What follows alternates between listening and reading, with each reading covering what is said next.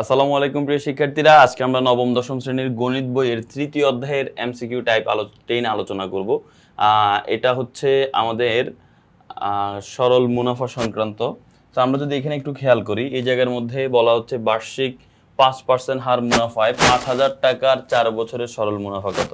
ভাইয়া, সরল মুনাফার সূত্র হচ্ছে I = P/R। ঠিক আছে, এখানে আইটা হচ্ছে আমাদের মুনাফা বোঝানো হচ্ছে, পিটা হচ্ছে যেটা আসল টাকা সেটা, এন হচ্ছে কত বছর, আর হচ্ছে মুনাফার হার। তো তুমি যদি এখানে খেয়াল করো, এখানে আমাদের 5% হার দেওয়া আছে, মানে আর এর মান দেওয়া আছে। আর এর মান কত? আর এর মান হচ্ছে 5%।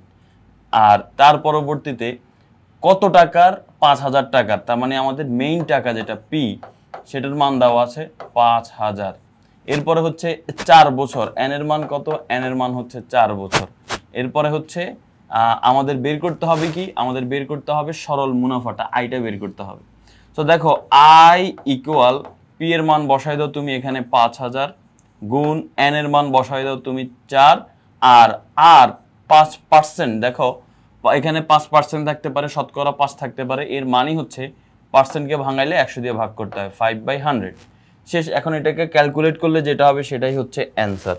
তো এখানে 5কে আমরা ভাগ করব প্রথমে 100 দিয়ে, তারপর তার সাথে গুণ দিব 4, তারপর তার সাথে গুণ দিব 5,000। তাহলে অ্যান্সার কি হয়? অ্যান্সার হয় 1,000। তাহলে এই 107 নম্বর প্রশ্নের অ্যান্সার কি? 107 নম্বর প্রশ্নের অ্যান্সার হচ্ছে গ।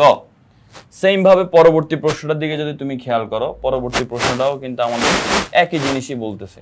তো এখানে আমাদের কি কি দেওয়া আছে দেখো, এখানে আসল 650 টাকা, মানে পি এর মান দেওয়া আছে 650, মুনাফার হার 5%, এই যে এটার মান হচ্ছে 5%। এরপরে 6 বছর, এন এর মান হচ্ছে 6। এবার সরল মুনাফা কত? তো পি এর মান 650 গুণ এন এর মান হচ্ছে 6 গুণ আর এর মান 5%, মানে 5/100। এবার আমরা আবার এখানে ক্যালকুলেট করে ফেলি, 5/100। এরপর এটার সাথে গুণ করব আমরা 6, এটার সাথে গুণ করব আমরা 650, তাহলে হয় 195 টাকা। তাহলে আমরা এখানে 108 নাম্বার প্রশ্নের অ্যান্সার বলতে পারি কি? 195 টাকা। সেম ভাবে পরবর্তী প্রশ্নটাও দেখো, সরল মুনাফার কথাই বলা হচ্ছে, তবে এখানে মান একটু ডিফারেন্ট টাইপের দেওয়া আছে। দেখো বলা আছে কি তোমার 7%, কি বলা আছে দেখো, 7% হার মুনাফায়, মানে আর এর মান দেওয়া আছে 7%। এরপরে বলা হচ্ছে 700 টাকার, মানে আমাদের টাকাটা হচ্ছে 700। সরল মুনাফা মানে তোমাকে আয়ের মানটাই দিয়ে দিয়েছে, আমরা এতক্ষণ মুনাফা বের করতেছিলাম, বাট এখন আমাদের মুনাফাটাই দিয়ে দিয়েছে 245 টাকা। এখন তোমাকে কি বের করতে বলছে? কত বছরে, মানে এই এন এর মানটা বের করতে বলছে। তো এটা আমরা বের করতে পারবো, সমস্যা নাই। আয়ের মান কত? 245, এখানে বসাও 245, ইকুয়াল পি এর মান কত? পি এর মান 700, ইন্টু এন, এন এর মান জানি না, এন এর মান বের করতে হবে, ইন্টু আর, আর এর মান হচ্ছে 7%। ওকে, এবার এখানে আমরা যদি ক্যালকুলেট করি, এটা হবে 700 গুণ এন, আর 7% মানে হচ্ছে 7/100, আর এই পাশে হচ্ছে 245। এখন 107 কাছে কয়বার যাবে? 7 বার যাবে। তাহলে এখানে থাকে 245, আর ওই পাশে এই 7 আর 7 গুণ করলে 49 এন থাকে, এখানে 49 এন। এখন আমাদের এন বের করতে হবে ভাইয়া, 49 গুণ আকারে আছে, এই পাশে গেলে এখানে এন থাকবে, 49 এই পাশে গিয়ে ভাগ হয়ে যাবে। 245কে আমরা ভাগ করে দেই 49 দিয়ে, কত হয়? 5, তার মানে এন এর মান হচ্ছে 5। তাহলে এখানে 109 নাম্বার প্রশ্নের উত্তর কি হবে? 109 নাম্বার প্রশ্নের উত্তর হচ্ছে 5 বছর। এবার আসো 110 নাম্বার, শতকরা বার্ষিক। দেখো 7% বলে না, এবার শতকরা বার্ষিক বলছে। ভাইয়া শতকরা বার্ষিক বললে সেটা ওই যে 7% বা 5%ই হবে, কারণ শতকরা মানে 100তেই বলতেছে তোমাকে। সো এখানে বলছে কি, এটা কি সরল মুনাফার ম্যাথ নাকি? আমরা প্রশ্নটাকে পড়ি। সবৃদ্ধি বল না, এখানে যদি একটু খেয়াল করো, হ্যাঁ সরল মুনাফায়, সরল মুনাফায় কোনো মূলধন 2 বছরের সবৃদ্ধি মূল 912 টাকা হলে মূলধন কত? দেখো এখানে কি দেওয়া আছে, শতকরা বার্ষিক 60 টাকা। বার্ষিক 60 টাকা মানে বুঝতে পারছো? বার্ষিক 60 টাকা, শতকরা বার্ষিক 60 টাকা, মানে এখানে আর এর মান হচ্ছে 7%। ওকে, তারপর হচ্ছে সরল মুনাফায় কোনো মূলধন 2 বছরে, তার মানে এন এর মান দেওয়া আছে কি? এন এর মান দেওয়া আছে 2।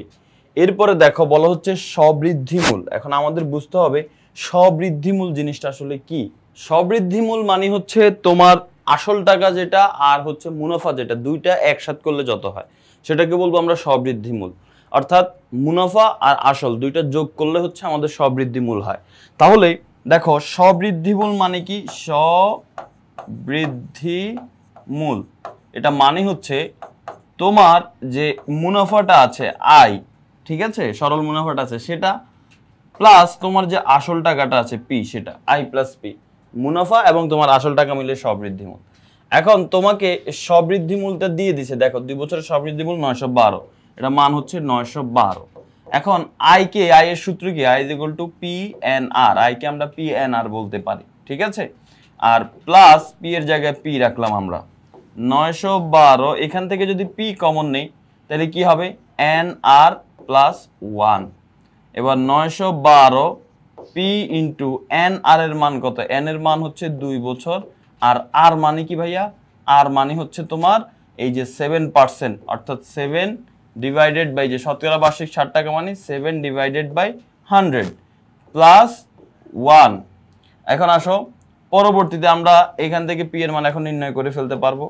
912 ইকুয়াল টু পি ইন্টু এখানে কত হবে? 7, এখানে 2 100 কাছে যায় 50। এবার 7/50 তার সাথে 1 যোগ করে দেই আমরা, তাহলে 7/50 এটার সাথে আমরা যোগ করব 1, তাহলে অ্যান্সার দাঁড়া হচ্ছে 1.14 পি ইন্টু 1.14, ঠিক আছে। এই পি ইন্টু 1 এটাকে ক্যালকুলেশন করলে 1.14 হয়। তাহলে পি সমান কত হবে? 1.14, এটা গুণ আকারে আছে, এই পাশে গেলে ভাগ হয়ে যাবে। সো 912কে যদি আমরা এটা দিয়ে ভাগ করি তাহলে হয় 800। তাহলে কি হয়? অ্যান্সার আসতেছে আমাদের কি? পি এর মান আসতেছে 800, তার মানে 110 এর অ্যান্সার কি? 110 এর অ্যান্সার হচ্ছে ঘ, অর্থাৎ পি মানে আমাদের মূলধন, মূলধন হচ্ছে 800 টাকা। 111 নম্বর প্রশ্ন যদি আমরা খেয়াল করি, এখানে আমাদের বলা হচ্ছে 5% মুনাফায় 500 টাকা 3 বছরের চক্রবৃদ্ধি। দেখো চক্রবৃদ্ধি এখানে কিন্তু সরল মুনাফা না, চক্রবৃদ্ধি মুনাফার কথা বলা হচ্ছে। তো আমাদের এখানে চক্রবৃদ্ধি মুনাফার সূত্রগুলো ব্যবহার করতে হবে। তো এখানে আমরা যদি খেয়াল করি, এখানে আমাদের দেওয়া আছে কিসের মান?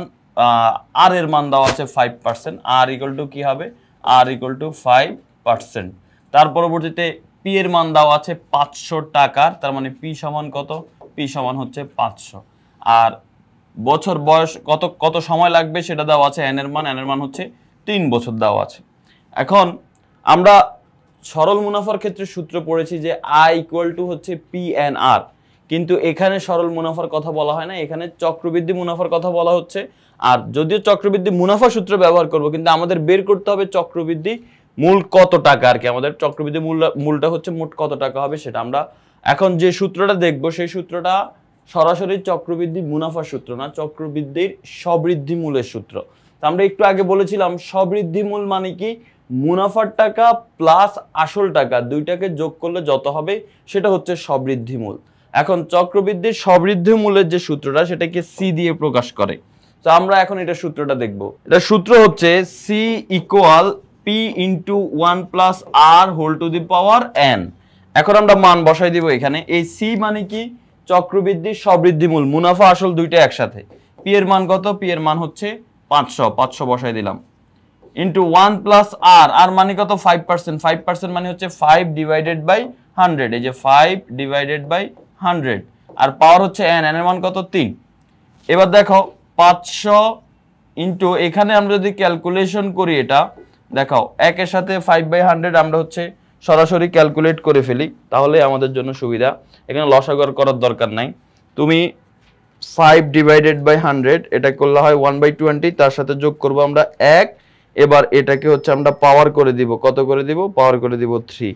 তাহলে কি হয়? 1.15, তার সাথে যদি আমরা 500 গুণ করে দেই, এখানে হচ্ছে 1.1576 এরকম একটা মান আসছে, তার সাথে আমরা গুণ করে দিব কত? গুণ করে দিব হচ্ছে 500। তাহলে অ্যান্সার এখানে আসে আমাদের 578। কত আসে? 578.81 এরকম একটা মান আসে, 578.81। তাহলে আমরা এখানে যে সিটা পেলাম সেই সিটা হচ্ছে চক্রবৃদ্ধি মুনাফার সবৃদ্ধি মূল, অর্থাৎ মুনাফার টাকা এবং আসল টাকা দুইটা মিলে হচ্ছে আমাদের 578 টাকা। তো আমাদের এখানে চক্রবৃদ্ধি মূল বের করতে বলছে। চক্রবৃদ্ধি মূল মানে হচ্ছে আমাদের যে মুনাফা এবং আসল দুইটা একসাথে, ঠিক আছে, সবৃদ্ধি মূলটাই আর কি, সেটা হচ্ছে চক্রবৃদ্ধি মূল। এখানে আমাদের শুধু মূলধনও বলে নাই, শুধু মুনাফাও বলে নাই, তাই অ্যান্সার হবে এই 578.81। 111 অ্যান্সার কি? 111 অ্যান্সার হচ্ছে খ নাম্বারটা। 111 নাম্বার শেষ। এবার আমরা আসি 112 নাম্বার প্রশ্নে। 112 নাম্বার প্রশ্নে এই যে এখানেও চক্রবৃদ্ধি মুনাফার সূত্রটাই ব্যবহার করে ম্যাথটা করতে হবে। 112 নাম্বার প্রশ্নটা পড়ে ফেলো। কি বলা আছে আমাদের এখানে? আমাদের এইখানে বলা আছে যে 3% হার মুনাফায়, মানে আর এর মান হচ্ছে 3%, অর্থাৎ 3/100 মুনাফায় 10,000 টাকায়, মানে টাকার পরিমাণ হচ্ছে, মেইন টাকার পরিমাণ হচ্ছে 10,000, 3 বছরের জন্য বিনিয়োগ করছে 3। তাহলে আমাদের বলছে চক্রবৃদ্ধি মুনাফাটা কত? শুধু মুনাফা জানতে চাইছে এখানে, কিন্তু মুনাফা আসল বা শুধু আসল বা মূলধন মূলধন তো দিয়েই দেওয়া আছে 10,000, আমাদের শুধু মুনাফাটা বের করতে হবে। তো আমরা এই সূত্রতে অ্যাপ্লাই করে ফেলি। পি এর মান হচ্ছে 10,000, এখানে আমরা 10,000 লিখে ফেললাম, ইন্টু 1 প্লাস আর এর মান হচ্ছে 3%, আর এর মান হচ্ছে এখানে 3%, তো 3% মানে হচ্ছে 3/100, আর পাওয়ার n মানে হচ্ছে 3। এবার আমরা এটাকে ক্যালকুলেট করে ফেলি। এটাকে ক্যালকুলেট করলে কত হয় দেখি, 3/100, তার সাথে আমরা যোগ করব 1 এবং এটাকে পাওয়ার দিব 3। এবার এটার যে মান আসছে তার সাথে 10,000 গুণ করে ফেলি, তাহলে অ্যান্সার হয় আমাদের 10,927.27। দেখো এখন তুমি যদি অ্যান্সার ঘ দিয়ে দাও, অ্যান্সার কিন্তু ভুল। কেন? কারণ তোমার কাছে যেটা আসছে এটা হচ্ছে মুনাফা আসল দুইটা একসাথে আছে। এই জায়গার মধ্যে তোমার মুনাফার টাকাটাও আছে, আসল টাকাটাও আছে, কিন্তু তোমার কাছে জানতে চাইছে শুধু মুনাফার টাকাটা কত। তাহলে এখানে যেহেতু মুনাফা আসল দুইটাই আছে, তুমি এখান থেকে আসলটা বাদ দিয়ে দাও, তাহলে তো মুনাফা চলে আসে। তাহলে এই 10,927.27, এখানে মুনাফা আসল দুইটাই আছে, এটা থেকে আমি আসল টাকা কত 10,000 বাদ দিয়ে দাও। তো এখান থেকে যদি 10,000 বাদ দিয়ে দেয় তাহলে থাকে 927.27, ওইটাই মুনাফা। তার মানে অ্যান্সার কি হবে? 112 নম্বর প্রশ্নের অ্যান্সার হচ্ছে খ, যে এখানে আমাদের চক্রবৃদ্ধি মুনাফা হচ্ছে 927.27। 113 নম্বর প্রশ্নে দেখো বলা হচ্ছে কি 25% লাভে ক্রয় মূল্য বিক্রয় মূল্যের অনুপাত কত? 25% লাভে ক্রয় মূল্য, দেখো এগুলো করা সহজ একটা নিয়ম হচ্ছে 25% লাভ মানে কি? 25% লাভ মানে হচ্ছে শতকরায় 25 টাকা লাভ, অর্থাৎ 100 টাকায় 25 টাকা লাভ হয়, সোজা হিসাব। তার মানে 25% লাভ হচ্ছে সেই মানে 100 টাকা দিয়ে কোনো প্রোডাক্ট কিনছে, এখন 25 টাকা লাভ করছে। তো 25 টাকা লাভ করতে হলে কত টাকা বিক্রি করছে? 125 টাকা বিক্রি করছে। তার মানে সে কিনলো 100 টাকা দিয়ে আর বিক্রয় করছে 125 টাকা, তাহলে 25% লাভ হয়। এখন বলছে ক্রয় মূল্য আর বিক্রয় মূল্যের অনুপাত কত? সো ক্রয় মূল্য 100 টাকা, বিক্রয় মূল্য 125 টাকা, দুইটাকে অনুপাত করে দাও। এবার 25 দিয়ে ভাগ করো, 25 দিয়ে ভাগ করলে 100-এর কাছে 4 বাদ যাবে আর 125-এর কাছে 5 বাদ যাবে, তার মানে 4:5। 113 নম্বর অ্যান্সার কি হবে? 113 নম্বর অ্যান্সার হচ্ছে ঘ, 4:5।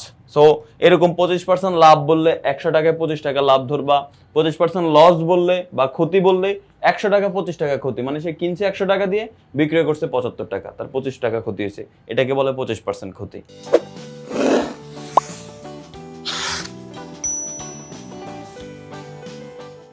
114 নম্বর প্রশ্ন যদি খেয়াল করো, এখানে বলা আছে কি একটি দ্রব্যের ক্রয় মূল্য পি টাকা হলে x% লাভে দ্রব্যটির বিক্রয় মূল্য কত? দেখো এখানে একটা দ্রব্যের ক্রয় মূল্য দেওয়া আছে আর বলছে x% লাভে দ্রব্যটির বিক্রয় মূল্য। একটু আগে আমরা বলেছি যদি 25% লাভে বিক্রয় বলে তার মানে 100 টাকায় 25 টাকা লাভ হয়, তার মানে সে 125 টাকা বিক্রি করে। তাহলে এখন x% লাভে যে বিক্রয় মূল্যটা নরমালি তাহলে কত হবে? বিক্রয় মূল্য কত হবে? সে 100 টাকা দিয়ে কিনছে, x% লাভ মানে সে x টাকা বেশি বিক্রি করতেছে, 100 প্লাস x, এটা বুঝতে পারছো? যেমন 25% লাভ মানে কি? সে 100 টাকা দিয়ে কিনে 125 টাকা বিক্রি করতেছে, অর্থাৎ 100 যোগ 25।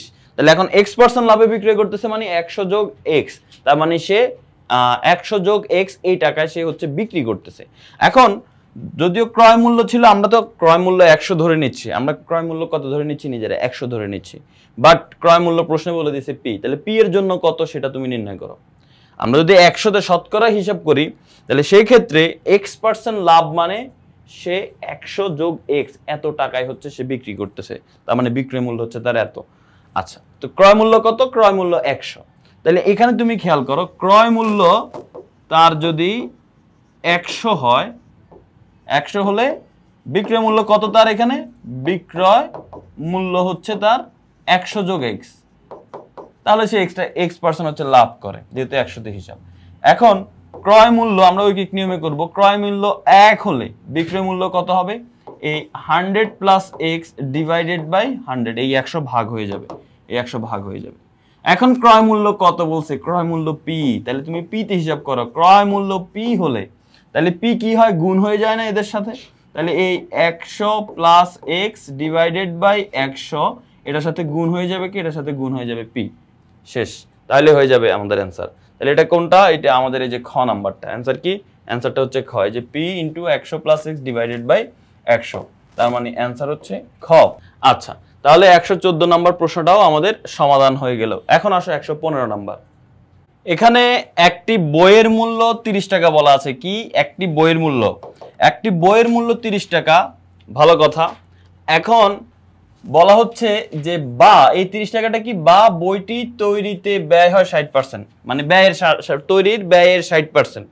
বইটি তৈরির, ঠিক আছে, এখানে একটু কারেকশন, বইটি তৈরির ব্যয়ের 60%, এটা হচ্ছে র, তৈরির ব্যয়ের 60%। অর্থাৎ একটা বইয়ের মূল্য 30 টাকা, বা এই 30 টাকাকে বলতেছে যে এই জিনিসটা হচ্ছে কি? বইটি তৈরির ব্যয়ের 60%। অর্থাৎ বইটা তৈরিতে ব্যয় যদি যত হয় তার 60% হচ্ছে আসলে 30 টাকা। তুমি কথাটা ভালো করে বুঝো। একটি বইয়ের মূল্য 30 টাকা বা বইটা তৈরির ব্যয়ের 60%, তো এটা যদি হয় বইটির প্রকৃত মূল্য, আসল মূল্য কত? এটা তো 60%, এটা কত? 60%, তার মানে 100তে কত? মানে তোমার 100% কত সেটা তোমার জানতে হবে। সো দেখো এখানে আমাদের যে কথাটা বলা হচ্ছে সেটা হচ্ছে যে ব্যয়ের 60% মানে কি? এই জিনিসটা 30 টাকা দিয়ে কি বোঝাচ্ছে? যে বইটা তৈরিতে যে ব্যয় হয় তার 60% টাকা হচ্ছে 30 টাকা। তার মানে এখন 100%টা বলা হয় না, কারণ 100%টা হচ্ছে প্রকৃত মূল্য।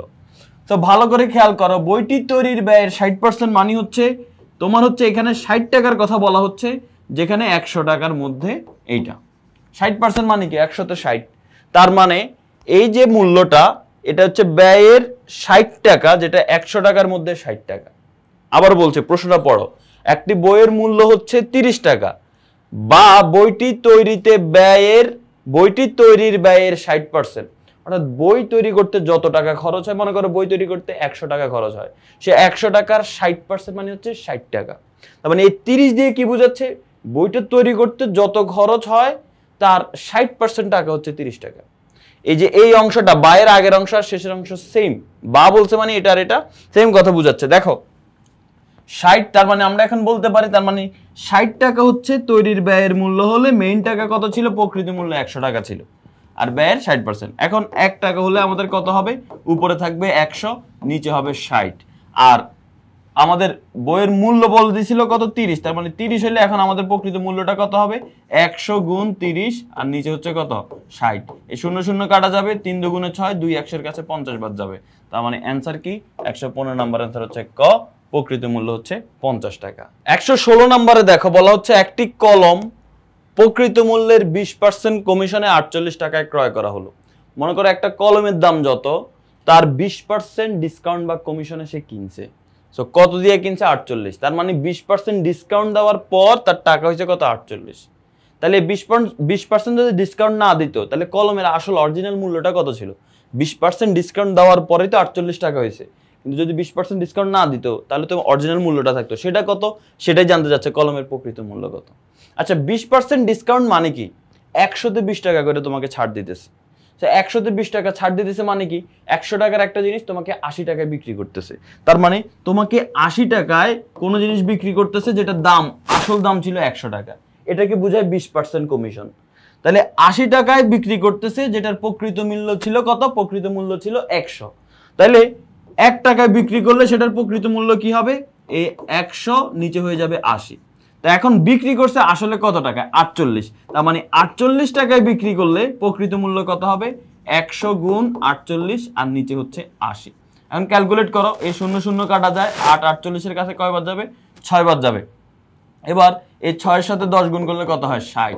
তার মানে আমরা এখানে অ্যান্সার পেয়ে গেলাম 60। তার মানে আসলে ওই কলমের দাম ছিল 60 টাকা, 20% ছাড় দেওয়ার পরে দাম হয়েছে 48 টাকা। ঠিক আছে, তার মানে অ্যান্সার কি? 116-এর অ্যান্সার হচ্ছে গ, 116 নাম্বার, 116 নাম্বারের অ্যান্সার হচ্ছে গ।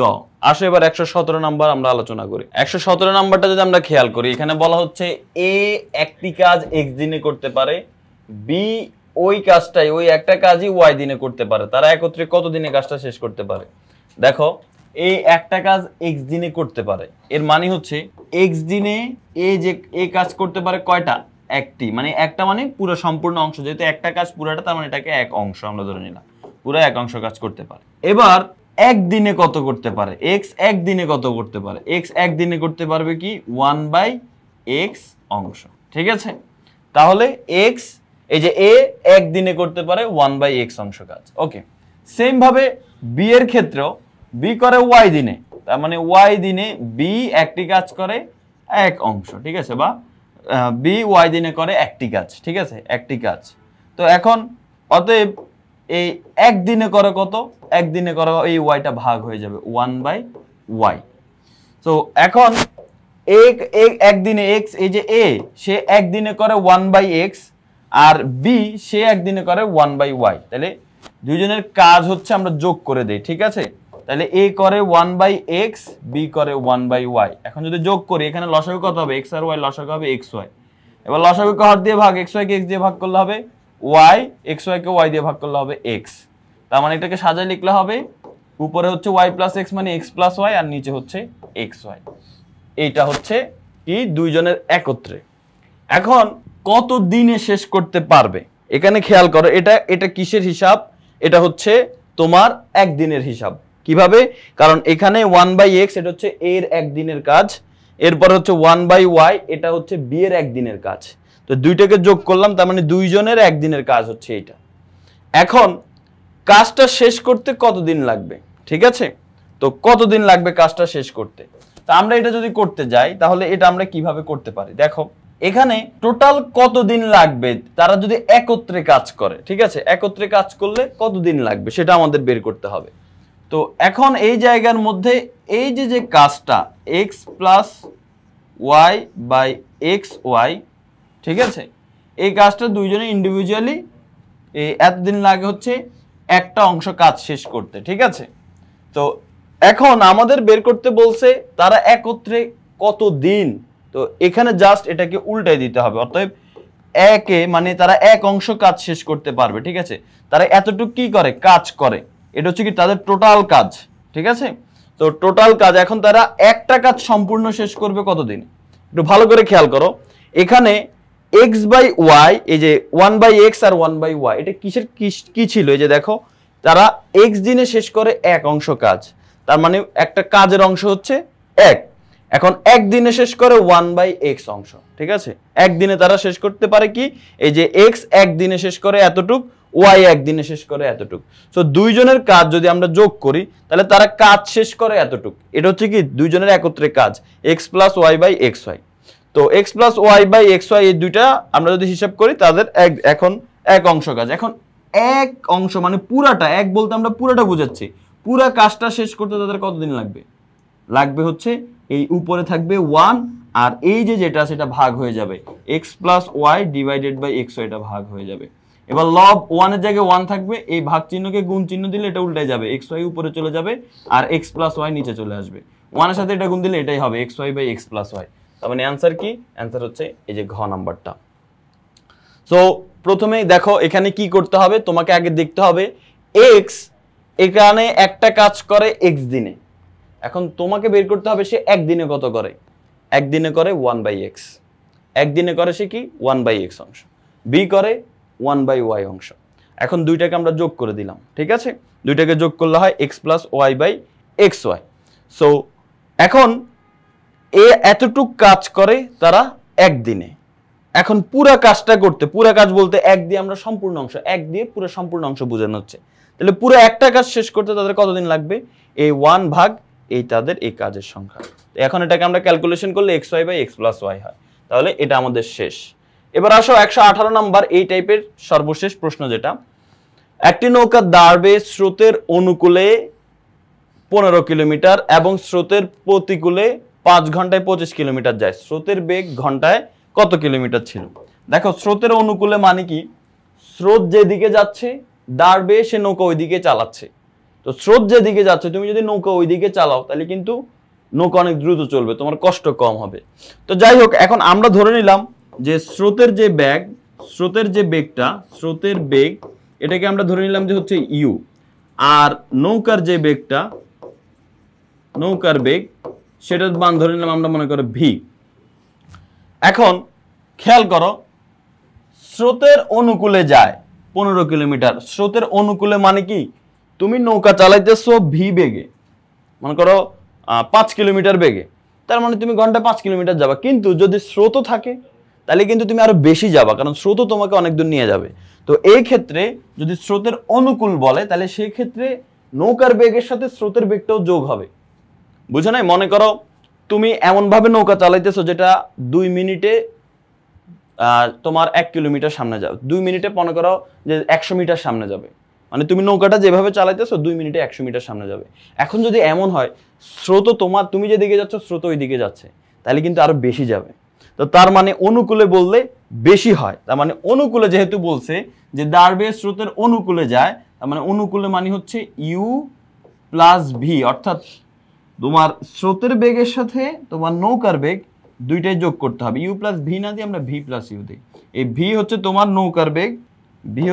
নৌকার বেগ, তার সাথে যোগ হবে স্রোতের বেগ, যোগ করলে কত হবে বলছে 15 কিলোমিটার যায়। ওকে, স্রোতের প্রতিকূলে 5 ঘন্টায় 25 কিলোমিটার। 5 ঘন্টায় রাখবা, তুমি সবসময় 1 ঘন্টায় হিসাব করবা, ঠিক আছে? কারণ আমাদের অ্যান্সারটাও জানতে চাইছে বেগ ঘন্টায় কত, মানে 1 ঘন্টার হিসাব জানতে চাইছে। সো 5 ঘন্টায় 25 মানে 1 ঘন্টায় কত, 1 ঘন্টা 25 কে 5 দিয়ে ভাগ করে 5, তার মানে 1 ঘন্টায় হচ্ছে 5। এটা মনে রাখবা, 1 ঘন্টায় 5। আমাদের এই 1 ঘন্টা 5 এটাই জানার দরকার। তার মানে সেই স্রোতের প্রতিকূলে, উপরেরটা দেখো, উপরেরটাও স্রোতের অনুকূলে ঘন্টায়, মানে ওইখানে 1 ঘন্টার হিসাব, তাহলে এখানেও তোমাকে 1 ঘন্টার হিসাবই করতে হবে। তো 1 ঘন্টা দিয়ে দিলে ভালো, না দিলে তুমি এরকম 1 ঘন্টা বের করে নিবা। তো স্রোতের প্রতিকূলে 1 ঘন্টায় 5 কিলোমিটার যায়। তো 1 ঘন্টায় 5 কিলোমিটার প্রতিকূল মানে কি ভাই? প্রতিকূল মানে তুমি নৌকা চালাইছো 10 মিটার, স্রোত তোমাকে আবার পিছন দিকে নিয়ে আসছে আরো 5 মিটার, মানে তুমি নৌকা চালাই যাচ্ছ আবার স্রোত তোমার বিপরীতে প্রতিকূলে, তার মানে স্রোত আবার তোমাকে পিছাই দিবে। তার মানে তোমার নৌকার বেগ যতই থাকুক তার থেকে বিয়োগ করে দিতে হবে স্রোতের বেগ, কারণ স্রোত তোমাকে আবার পিছাই ফেলবে। তো তুমি গেছো 10 মিটার, স্রোত তোমাকে মনে করো 3 মিটার পিছাই দিছে, তাহলে কত হলো? 10 থেকে 3 বিয়োগ করে 7, তুমি আসলে গেছো 7 মিটার। যদিও নৌকা চালাইছো তুমি 10 মিটারের উদ্দেশ্যে, কিন্তু স্রোত তোমাকে আরো 3 মিটার পিছাই দিয়ে দিয়েছে। তার মানে নৌকার বেগ থেকে স্রোতের বেগটা বিয়োগ করে দিতে হবে, যে ভি মাইনাস ইউ। এটা কত? এটার মান হচ্ছে 5, কারণ ঘন্টায় 1 ঘন্টার হিসাব করতে হবে।